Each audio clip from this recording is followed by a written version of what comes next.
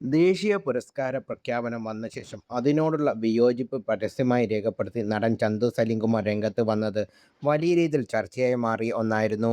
Manjummel boys തഴയപ്പെട്ടതിനെ തുടർന്ന് ചന്തു സലിംകുമാർ പ്രതികരിച്ച് എത്തിയത് ഭരണകക്ഷിയുമായുള്ള അടുപ്പമാണോ പുരസ്കാരങ്ങളുടെ മാനദണ്ഡം എന്നാണ് താരം ചോദിച്ചത്.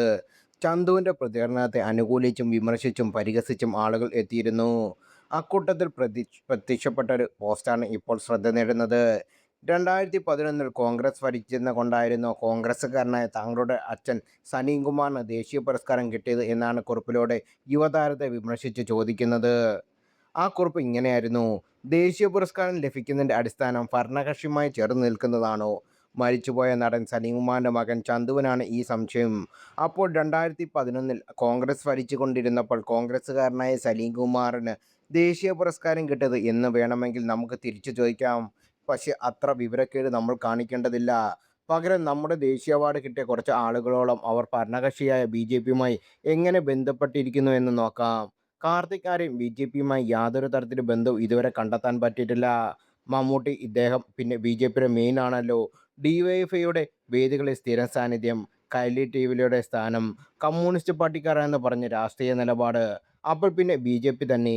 നടി യാമി ഗൗതം ദുരന്തർ നിർമ്മിച്ച ആദിത്യധറിൻ്റെ ഭാര്യയായ എന്നതുകൊണ്ട് പിടിച്ച് ബി.ജെ.പിക്കാരാക്കുമോ എന്നറിയില്ല.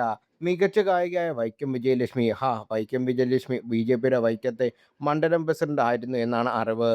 സംവിധായകൻ രാജ്കുമാർ പെരിയസ്വാമി, തമിഴ്നാട്ടിൽ നിന്നുള്ള സംവിധായകൻ, ബി.ജെ.പിയുമായി ഒരു ബന്ധമില്ലാത്ത ആൾ, റൈറ്റ് വിങ് എന്ന് പോലും പറയാൻ പറ്റാത്ത രാഷ്ട്രീയ നിലപാടുള്ള ആൾ. അതിനേക്കാൾ രസകരം ഇദ്ദേഹത്തിന് അവാർഡ് ലഭിച്ച അമരൻ എന്ന സിനിമയുടെ പ്രൊഡ്യൂസർ കമലഹാസൻ എന്നതാണ്. കമലഹാസനും ബി.ജെ.പിക്കാരൻ ആയിരിക്കുമല്ലേ? ഇതിനു പുറമെ മികച്ച എഡിറ്റർ, മികച്ച പശ്ചാത്തല സംഗീതം എന്നിവയെല്ലാം ലഭിച്ചത് അമരൻ എന്ന കമലഹാസന്റെ സിനിമയ്ക്കാണ്. മികച്ച ഛായാഗ്രഹണം ഷഹനാസ് ജലീലും. ഇത് പിന്നെ എന്തായാലും ബി.ജെ.പിക്കാരൻ തന്നെയാകാം, സംശയം വേണ്ട. മികച്ച മലയാള ചിത്രം ഫെമിനിച്ചി ഫാത്തിമ, സംശയം വേണ്ട, പക്കാ ബി.ജെ.പി. ന്യൂനപക്ഷ മോർച്ചയുടെ സംസ്ഥാന ചുമതലയുള്ള ആളാണ് എന്നാണ് അറിവ്. ഇനിയും മറ്റുള്ളവരേക്ക് പോയി കഴിഞ്ഞാൽ ബി.ജെ.പിയിലെ ദേശീയ നേതാക്കൾ വരെ കിട്ടിയേക്കാം അല്ലേ?